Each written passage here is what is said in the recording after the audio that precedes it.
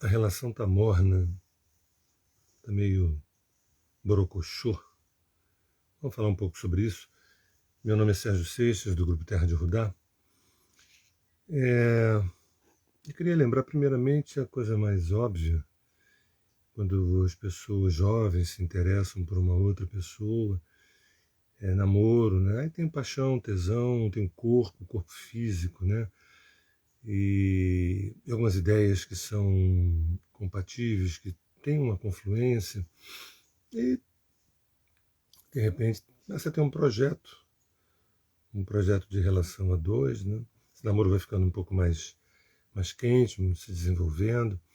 E o que passa pela cabeça, né, primeiramente, da mulher, mas também do homem, que é, puxa, temos interesses parecidos e a gente podia construir né, morar juntos e construirmos um projeto, né? Quem sabe um dia termos filhos, né, e ter uma família bacana, legal, um trabalho interessante, um apoiando o outro. E depois viajarmos também, aproveitarmos, ver as crianças crescerem e, de repente, lá na frente, a gente mais velhos, eles também poderem cuidar da gente. Isso se não houver um tropeço no meio do caminho, a gente se separar, mas enfim. Mas tudo indica que não. Está tudo caminhando bem, a gente se gosta, a gente se curte. E tanto o corpo dela quanto o corpo dele, tanto a cabeça de um quanto do outro, e vai indo, né? E vai indo, e no início sempre a coisa é um pouco mais acalorada, a coisa é mais apaixonada, mas com o passar do tempo, as pessoas têm um diagnóstico, né, que é desgastou, e o que acontece? Às vezes separa, porque desgastou, porque não se tem mais aquela paixão que se tinha, aquele interesse que se tinha, e começa a olhar para o lado, e quando vê, está procurando alguém, e às vezes rola uma situação paralela, e a pessoa acaba investindo a meia boca, ou a coisa cresce e a pessoa investe mais intensamente e acaba se separando. E qual é a justificativa? Desgastou, a gente não se entendia mais, foi bom no início. Isso é uma história que todo mundo conhece, eu estou fazendo questão de relembrar, mas eu também quero apontar para um outro lugar, que é o lugar onde as coisas elas não se desgastam, elas amadurecem, elas evoluem, né? Uma relação morna muitas vezes está ali no piloto automático, virou uma relação institucional, previsível, né? Onde eu finalmente consegui uma certa estabilidade, uma certa segurança. Ele não vai me trair, me parece uma pessoa muito fiel, ou ela também não, né? Enfim, algumas crenças que a gente tem, e traição é um tema que a gente deve também abordar mais na frente, o que é de fato traição, quem é que de fato está traindo quem. Mas o que eu quero, o cerne dessa nossa fala aqui, desse nosso encontro, é como fazer para que essa relação não fique morna. Vamos entender uma coisa, existem pseudo-soluções que funcionam assim de uma maneira imediata, rápida, mas não tem fôlego longo. Por exemplo, vamos viajar, quem sabe vamos ter mais um filho, que é mais uma novidade, vamos transar no motel, vamos sair com novas pessoas, com outras amizades. Isso tudo parece de fora para dentro, mas não está no cerne do problema. O cerne da questão é o seguinte: todos nós, quer queiramos ou não, quer saibamos ou não, a gente veio aqui para evoluir, para crescer, para se desenvolver do ponto de vista espiritual. E a gente precisa, um pré-requisito para isso é que a gente tenha uma certa maturidade psicológica. Não dá para ter uma verdadeira evolução espiritual sem ter um amadurecimento emocional. Então as coisas andam juntas.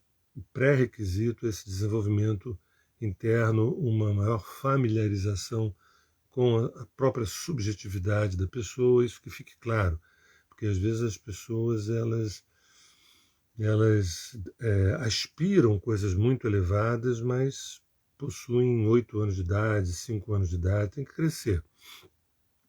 Quando a gente observa a agenda da psique, essa agenda da psique, ela tem um caminho, ela tem um certo roteiro, né? Primeiro, que a gente tenha minimamente uma estabilidade no mundo, uma certa estabilidade nesse mundo concreto, material, palpável, tangível.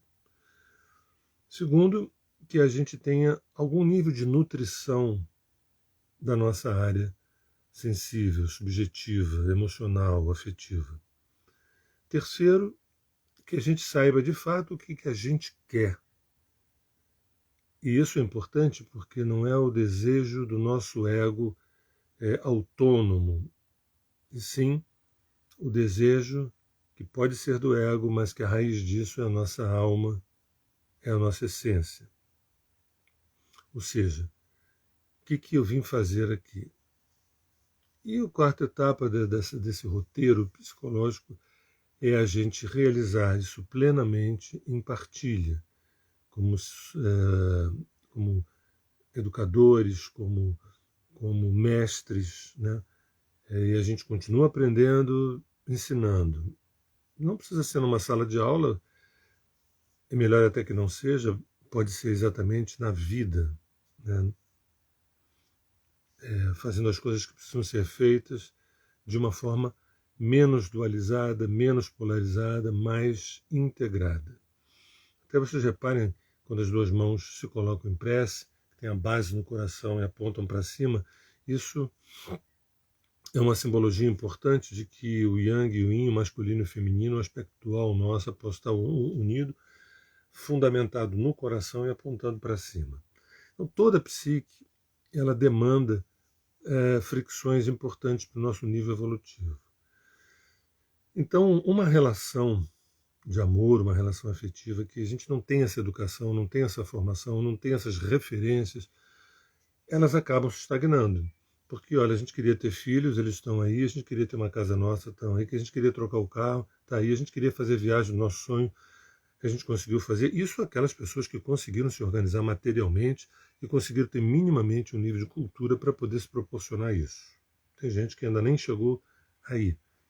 Embora muitas delas possam ser muito desenvolvidas, embora não tenham uma casa própria, embora tenham estruturas mais precarizadas, mas existe dentro de certas pessoas, e isso não é a maioria, né?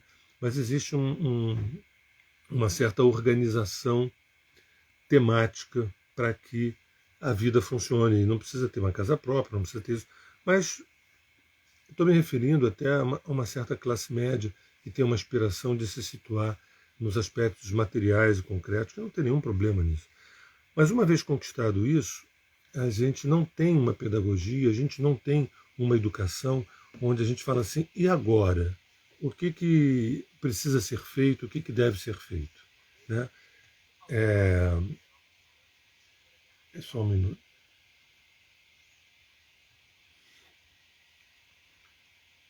A psique ela vai trazer situações de fricção, a psique vai trazer situações, vai imantar situações de fricção para a gente se colocar em algumas crises super importantes, crises super necessárias para o crescimento, né?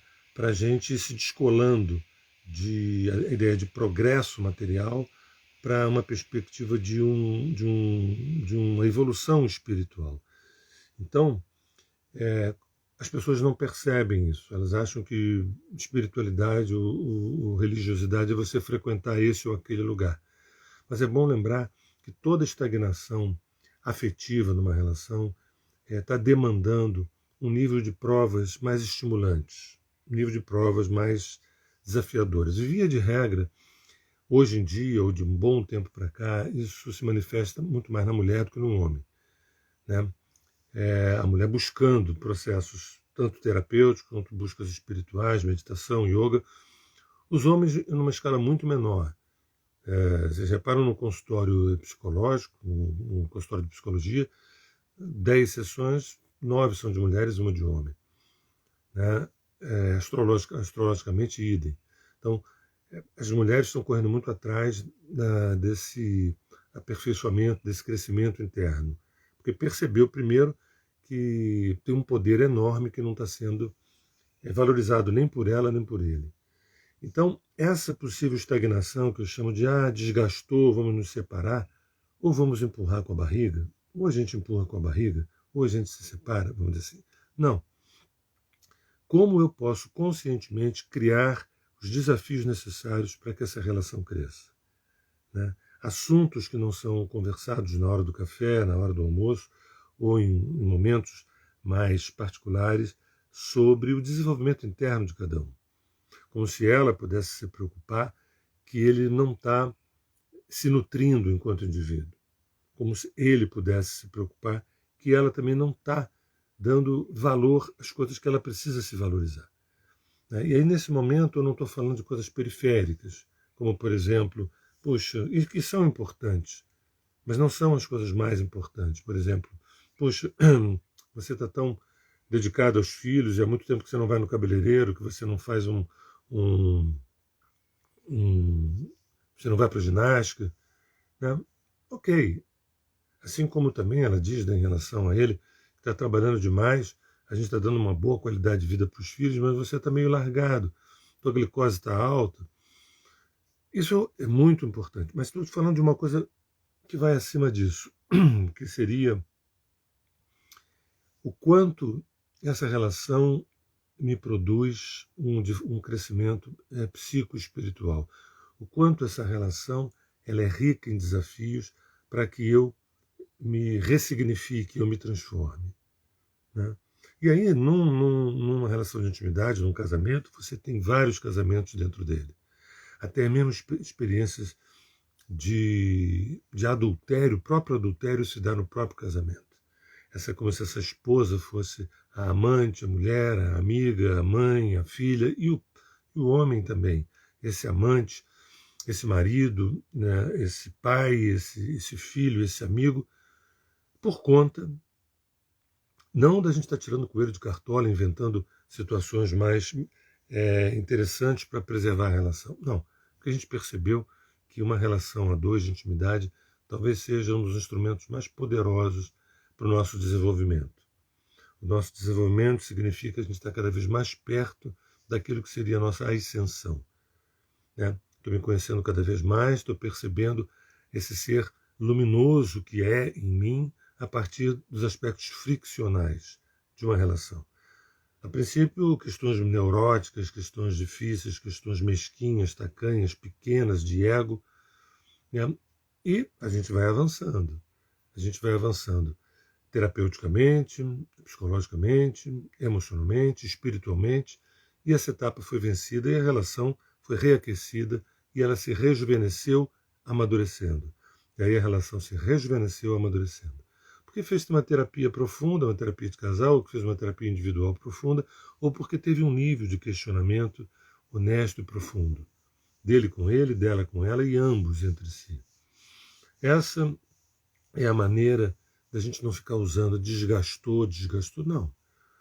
Imagina um vinho que fica sendo preservado numa adega e a gente fala assim, esse vinho está se desgastando. Não, ele está maturando. A função da gente se encontrar com amor é a gente maturar, a gente cada vez está mais próximo daquele vinho melhor, o vinho daquela alma que está se desenvolvendo. Nosso objetivo é, mais cedo ou mais tarde, sermos amor. O nosso objetivo, mais cedo ou mais tarde, é ascendermos, é sairmos dessa esfera do consciencial do planeta, que é uma esfera de extrema limitação, para instâncias superiores. E tudo na minha vida, inclusive a relação de intimidade, são pontes e veículos extremamente potentes para que isso aconteça. Então, a relação está morna, eu não estou me sentindo competente para poder trazer os desafios necessários para que a gente faça um upgrade, para que a gente possa fazer uma transformação, várias transformações, mortes e renascimentos. O que eu estou falando é uma coisa óbvia, mas não é tão óbvio para as pessoas. Porque elas querem prazer, elas querem prazer, elas querem prazer, querem coisas boas, confortáveis, cômodas. E o que eu estou trazendo é aquilo que a agenda da psique, aquilo que ela nos demanda, para nós nos tornarmos de pé, para nós nos tornarmos quem de fato nós somos. Aquele menino que se transformou de fato num homem, aquela menina que se transformou realmente numa mulher.